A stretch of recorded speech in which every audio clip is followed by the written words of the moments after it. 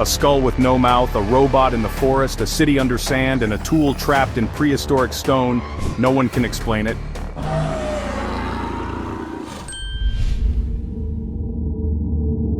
In the Rhodope Mountains of Bulgaria, a man stumbled across something that shouldn't exist.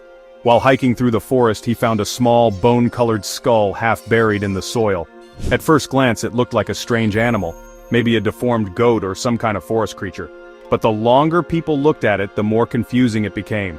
The skull was smaller than a human's, with 6 distinct cavities that resembled eye sockets or sensory organs. It had no jawbone, no place for a mouth, and the bone structure didn't match any known mammal. The man who found it said he was guided to the site by a mysterious figure in his dreams. Weird? Definitely. But that was just the start. When Bulgarian scientists got their hands on it, they were baffled. The skull wasn't just unusual, it didn't match any known species on Earth. Bone experts said it wasn't human, zoologists said it wasn't animal, and a few geologists even pointed out that the bone-like material didn't feel like normal bone. The skull was lighter than expected and parts of it were semi-transparent. That's when the alien theories started rolling in. Photos of the skull began to spread, and people compared it to the classic gray alien head, large eyes, narrow features, and no mouth. Some even said it looked like something from Area 51, but here's the part that makes the whole thing even more mysterious. The skull disappeared. After being examined by a small team of researchers, the artifact was reportedly sent to a private collector for further testing. Since then, it's vanished from the public eye. No one knows where it is. There's no official paper trail, just a few old photos, a vague location in Bulgaria, and 100 unanswered questions. On the wild coastlines of British Columbia, deep in dense forest and rocky inlets, hikers and locals have reported spotting something strange. Stone faces, half buried in moss, staring blankly through the trees. These aren't monuments or gravestones. They're carved, weathered, and scattered along remote trails and coastlines. No signs, no plaques, no clear purpose. Some of the faces are large, others are smaller and more hidden. Most are carved directly into cliff faces or stone outcroppings. The craftsmanship varies, but the emotion behind them feels eerily similar: blank eyes, stretched mouths, haunting expressions. What's strange is, none of the local indigenous communities claim them, and archaeologists haven't linked them to any known culture in the area. So where did they come from? A few researchers believe they might be modern folk art, but others say the moss and erosion suggest they've been there for decades, if not centuries. There are no dates, no names, and no tools found nearby, just faces. Some think it's a forgotten culture. Others say it's a prank that spiraled into legend. Then there's the third theory, the one that links them to coastal folklore about forest spirits and watchers from beyond the sea. Whether they were warnings, markers, or just eerie expressions carved into stone, one thing is clear: they're watching. Now let's head thousands of miles south to a Mayan temple in Palenque, Mexico, where another face, frozen in stone, has sparked an even bigger mystery. Beneath the Temple of the Inscriptions lies the sarcophagus of King Pakal. But it's not the tomb itself that grabs attention, it's the lid. A massive stone slab covered in carvings that, honestly, many say looks like something from the future, not the past. At first glance, it seems like a stylized piece of Mayan artwork, but, look a little closer. Pakal appears to be seated in a capsule, surrounded by tubes and controls, feet pressed to pedals, hands reaching toward buttons. There's fire or smoke coming from beneath the structure like he's launching into the sky. It's led to one of the most famous ancient alien theories ever proposed. Some call it the first depiction of a spacecraft. Others say it's spiritual symbolism. Mainstream archaeologists insist it represents Pakal's journey to the underworld. But man, the details are hard to ignore. Gear-like shapes, exhaust patterns, and Pakal himself, angled as if piloting something, not meditating. Even decades after the discovery, the debate hasn't died. NASA engineers, authors, and history fans continue to break down every line of the carving, frame by frame. Was it just a coincidence that the imagery mirrors modern cockpit design? Or was it a message, something left behind by a civilization that knew more than we think? Whether it's art or evidence, the carving is just too detailed and too strange to dismiss outright.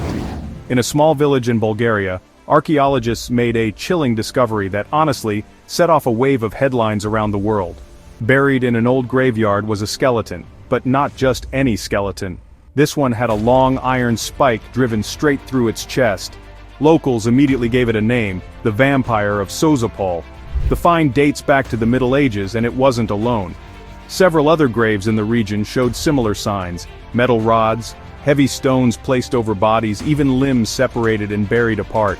These weren't random acts. They followed a pattern, one rooted in deep superstition. At the time, people believed that the dead could rise from their graves, and these rituals were designed to stop them. What's really interesting is that the skeleton showed no signs of being a criminal or outsider. In fact, it was likely someone of status. That only deepens the mystery. Why would a respected individual be buried like a monster? Was he feared in life, or was something else going on? Some historians think it was just folklore in action, local traditions taken to extremes. Others suggest these could be cases of misunderstood illnesses. But there's also the possibility that people back then saw something they couldn't explain. Whether it was disease, fear, or something stranger, these burials weren't accidental. Someone went to great lengths to keep the dead from walking again. Back in 1872, construction workers digging a post hole near Lake Winnipesaukee in New Hampshire hit something hard. What they pulled out was unlike anything they expected: a smooth, egg-shaped stone, completely unlike the rocks in the surrounding area. But it wasn't just its shape that raised eyebrows. The object was covered in carvings, symbols, patterns, and what looked like depictions of tools, moons, arrows, and even what some claim is a face. The artifact quickly became known as the Lake Winnipesaukee Mystery Stone, and ever since it's remained one of New England's strangest historical puzzles. No one knows who made it, or why. Some thought it was a Native American ceremonial item, but no tribe has ever claimed it. Others suggested it could be Celtic, Norse, or even Phoenician, outsiders who might have reached the area long before Columbus. What adds to the weirdness is how well crafted the stone is. It's drilled perfectly through the center, something that would have required advanced tools for the time. The precision is honestly shocking. And while theories have included everything from a peace offering to a calendar to an alien message, none have ever stuck. The stone now sits behind glass in a museum, and despite decades of study, no one's cracked the code. Whoever made it left no clues, no writings, no trail, just a single, perfect stone, and a whole lot of questions. Deep in the Appalachian forests of Pennsylvania, strange objects have been turning up in the soil. Glass jars filled with rusted nails, hair, strings, pins, and sometimes even tiny bones. They're known as witch jars, and they've been unearthed by metal detector hobbyists, hikers, and construction crews alike. The moment one's pulled from the ground, the questions begin: who made it and why? These jars aren't just weird, they follow a pattern. Most are sealed, hidden deliberately near homes, fireplaces, or wooded paths. Some are centuries old. According to historians, they're connected to folk magic brought over by early settlers, particularly in the 17th and 18th centuries. The jars were believed to trap curses, ward off evil spirits, or even bind a person's will, a sort of do-it-yourself supernatural defense system. But here's where things get stranger. They say some of the jars contain writing in unknown symbols, burned fragments of paper, or items that don't match any local traditions. That's fueled theories that not all of them were just protective charms. Some may have had darker intentions: curse jars, soul traps, or maybe even unsanctioned rituals that left something behind. Archaeologists treat them cautiously, often refusing to open them fully. Paranormal researchers, they call them charged objects. Whatever the truth is, these jars were made to be hidden. Someone wanted them buried, and it's probably not by accident that most of them were found where no one was supposed to be digging. In 1881, in a dusty cliffside tomb near Deir el-Bahari in Egypt, one of the most mind-blowing discoveries in archaeology was made. Local tomb robbers had stumbled across a hidden shaft, and what lay inside was beyond belief: over 50 royal mummies bundled together in one secret chamber. Not just anyone either. Ramses II, Seti I, Thutmose III, kings of ancient Egypt, all tucked away in this underground cache like forgotten treasure. Known officially as Tomb DB 320, the chamber was never marked for glory. It wasn't built to impress. This was a hideout. Historians believe ancient priests facing looters and chaos during a period of decline moved the royal remains here to keep them safe. They stripped some of the riches, sure, but they saved the names, the identities, and most importantly, the bodies. What makes this discovery so powerful is the mystery behind the movement. Why didn't records mention this mass relocation? How was it kept secret for centuries, even millennia? And why did they pack the tomb so tightly, like they were racing against time? Even stranger, some of the mummies showed signs of tampering, rewrapped, relabeled, and stashed in coffins that didn't originally belong to them. It's like ancient Egypt's greatest rulers were playing hide-and-seek with history, and for thousands of years, they almost won. In the heart of London, beneath a perfectly ordinary house on Mortimer Road, something completely unexpected was discovered. When city workers entered the property in 2006 due to a plumbing complaint, they didn't just find pipes, they found tunnels. A network of narrow, twisting passages dug by hand, some stretching more than 20 feet underground. The man who lived there was William Little, later nicknamed the Mole Man of Hackney. Over decades, without any permission, he'd quietly tunneled under his home and even into the street. He wasn't building a basement or hiding valuables. He just kept digging. The city had no idea, neither did the neighbors, until the sidewalk started collapsing. What made this discovery so fascinating wasn't just the tunnels, it was what they found inside. Old machines, vintage cars, a piano, hundreds of strange objects crammed into rooms below the earth. It wasn't random. It looked more like an underground world built piece by piece with no plan, but a clear obsession. Engineers were stunned that the structure hadn't already caved in.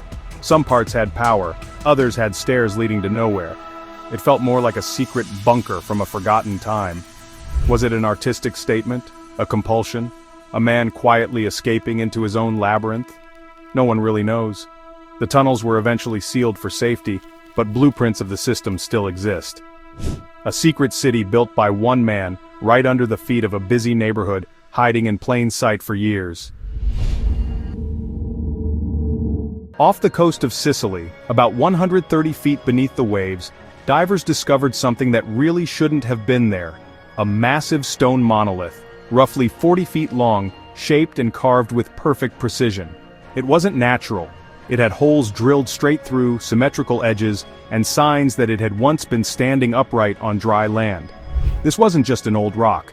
Geological dating placed it at around 10,000 years old, which is far older than any known civilization in the region. So who carved it? And why was it underwater? Scientists believe the monolith once stood on a now submerged landmass between Sicily and Tunisia, part of a sunken region known as the Pantelleria Vecchia Bank. Back when sea levels were lower, this area could have been inhabited, and that changes everything we know about early history. The mystery is in the details. The stone was carved from a single block, and the holes suggest it had a function, maybe a support beam, a sundial, or even something ceremonial. Some researchers have compared it to Stonehenge, but much older and hidden beneath the sea. Others lean toward more speculative ideas, proof of a forgotten civilization wiped out by rising oceans, or evidence of lost knowledge we're only now beginning to rediscover. Whatever the purpose, the stone wasn't just dropped there. Someone, or well, something put it there with care, and it sat untouched for thousands of years, just waiting to be found again. A couple years ago, two hikers exploring an abandoned trail near the Austrian border stumbled upon something they just couldn't explain. A towering, rusted structure hidden between thick trees. Nearly 12 feet tall, it looked like a humanoid machine built with heavy riveted metal and strange bulbous joints. Its round body was covered in moss and corrosion, but its form was unmistakable. This thing was made with purpose. They found no symbols, no serial numbers, no wires, just gears, bolts, and sealed plates like armor. Some parts looked like they once moved, maybe even walked. No official group ever claimed it. Locals say the forest holds secrets, and this might be one of them. In a quiet village in southern Italy, a silver vase surfaced that would go on to gain a dark reputation. Known today as the Bassano vase, this object wasn't just old, it was, cursed, according to those who owned it. The vase is believed to have been crafted in the 15th century and was supposedly given to a young bride the night before her wedding. She never made it to the altar. She was found dead the next morning, clutching the vase tightly. What followed over the centuries were a string of eerie stories. Every time the vase changed hands, tragedy seemed to follow. Illness, financial ruin, and unexpected death, all reportedly linked to the object. It wasn't just legend passed down through word of mouth. Written notes were said to accompany the vase at some point, warning future owners not to keep it. Some ignored the warnings, some paid the price. Eventually the vase vanished from records, until it resurfaced in the 1980s. The last known attempt to auction it off failed. No one wanted to take the risk. Authorities allegedly confiscated it and sealed it away in a hidden location. No one knows exactly where it is now. What makes this case stand out is how consistent the stories are. Generations feared the vase, and people close to it reported strange energy. Some said it felt cold, even in warm rooms. Whether it's cursed or just carried a legacy of bad luck, no one's dared to test it again. In the shadow of Egypt's more famous pyramids lies one of the country's most baffling mysteries, an enormous underground structure known as the Lost Labyrinth. Described by ancient writers like Herodotus and Strabo, this place was said to be so massive, with thousands of halls, chambers, and hidden passages, that it dwarfed anything else built in that era. Herodotus claimed he saw it himself and couldn't believe humans made it. For centuries, this labyrinth was dismissed as legend, but in 2008, a team using ground-penetrating radar near the Hawara Pyramid found something that may prove it's real. Beneath the sand, they detected massive walls and chambers that matched ancient descriptions, aligned in grids, stretching far deeper than any tomb complex known in the area. Strangely, the site has never been fully excavated. Some say politics and red tape are slowing the work. Others think something is being deliberately kept quiet. The few images that exist show staircases and stone-lined halls now filled with water and mud. What was this place? A royal tomb? A hidden archive? Or, as some believe, a vault of forbidden knowledge? Until the sand is cleared, the labyrinth remains hidden just beneath the surface, waiting to reveal what the ancients tried to protect or hide. Along the foggy coast of Oregon, something eerie rises from the waves when the tide recedes, dozens of ancient tree stumps standing tall and silent in the surf. Known as the Ghost Forest of Neskawen, these trees aren't recent. They're over 2,000 years old, preserved where they once stood alive. Their roots are still planted, but the forest they belong to vanished long ago. Scientists believe a massive earthquake triggered a sudden drop in the coastline, causing the forest to sink below sea level in a matter of minutes. Salt water rushed in, killing the trees almost instantly, but preserving their trunks in sand and silt. For centuries they remained hidden. It wasn't until a violent storm in the late 1990s stripped the beach of its sand that the stumps reappeared, like ghosts rising from the past. What makes them so haunting is how intact they are. You can walk among them. They haven't rotted away. They look like they could start growing again if the water disappeared. Native legends speak of land swallowed by the sea and spirits trapped beneath the earth. Some locals still claim the beach feels off near the stumps. Too quiet, too still. It's one of the few places in the world where nature froze a moment in time, and then slowly gave it back. In central Turkey, beneath the dusty streets of a quiet village, a man knocked down a basement wall and accidentally uncovered an entire lost city. Tunnels, rooms, air shafts, wells, an underground world hidden in total silence for centuries. This wasn't just a bunker. It was a fully functioning city carved deep into the rock, capable of housing 20,000 people. Known today as Derinkuyu, this underground metropolis stretches over 200 feet down and spans multiple levels. It has kitchens, stables, schools, even a church, all carved by hand. And here's what really sends chills down the spine. Giant stone doors were built to seal each level from the inside. This wasn't just a place to live, it was a fortress. No one knows who originally built it.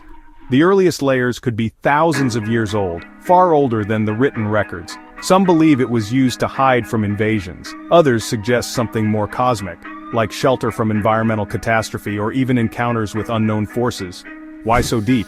Why so secure? And why was it buried in secrecy for so long? So, back in the 1930s, a couple hiking near London, Texas, cracked open this small rock and, wow, found something buried inside. A hammer. Not just any hammer, but a perfectly shaped, modern-looking hammer with a wooden handle, all encased in solid rock that, according to some folks, could be over 100 million years old. They call it the London Hammer, and honestly, it's been a mystery ever since. The metal head? It's made of a weird mix. 96% iron, no signs of rust, and get this, surprisingly advanced forging quality. How did it get into ancient stone? Was it dropped into a crevice and the rock just formed around it? Or was it already in the stone, long before humans were supposed to exist? Most geologists, they dismiss the age claim, saying the rock around it could have formed more recently because of mineral deposits. But believers in the anomaly, they point to the location, depth, and the condition of the hammer. There's no exact match for it in any archaeological database. Some people say it's proof of time travel. Others call it a leftover relic from a lost civilization that maybe knew a whole lot more than we do now. In 2021, archaeologists digging near Luxor thought they'd find a temple, but instead, they uncovered an entire city frozen in time. Streets, houses, bakeries, pottery, jewelry, everything left just as it was. It quickly became known as the Lost Golden City, and honestly, it's one of the biggest Egyptian discoveries of the last 100 years. What's wild is that this massive city had been sitting hidden beneath the sand all along, just miles from the Valley of the Kings. It was built by Amenhotep III, one of Egypt's most powerful pharaohs, and gives us this amazing window into everyday life from 3,000 years ago. Workers' quarters, tools, ceremonial halls, all stunningly well preserved. But there are some strange things too. Some buildings look like they were deliberately sealed. A burial site was found with an unusual pose, and religious items were scattered in ways that, well, suggest something caused a sudden abandonment. What made this city vanish without a trace? Disease, politics, or maybe something even more mysterious? It's kind of like Pompeii without the volcano, caught in a moment and then buried by time. Last but not least, we've got one of the strangest books ever made. The Codex Gigas, better known as the Devil's Bible, is this massive medieval manuscript, over 3 feet long and weighing 165 pounds. It's got the Bible, medical texts, exorcism spells, and calendars all packed in, but the thing that makes it really infamous is a full-page illustration of the devil. Legend says it was written in a single night by a monk who made a deal with the devil himself. Scholars think it was made in the 13th century, but honestly, no one knows how it was finished so quickly or even by whom. The handwriting is perfectly uniform, as if written by one person without pause. That's nearly 320 pages of calligraphy, in flawless style, with no errors. The book has been passed through wars, plagues, and empires. Some say anyone who possessed it suffered ruin. It even disappeared for decades before resurfacing in Prague. And the illustration? It's not symbolic, it's front and center, a horned figure drawn with deliberate care, seated on a throne of darkness. Some believe the book was an attempt to gather all human knowledge. Others think it was a dangerous experiment. Whatever it was, it still exists today, and experts say its mysteries remain unsolved. The pages don't whisper, but they definitely leave you wondering what else the scribe saw, and who was watching while he wrote. That's about it. Which find surprised you the most? Write in the comments. For more useful information, watch other videos.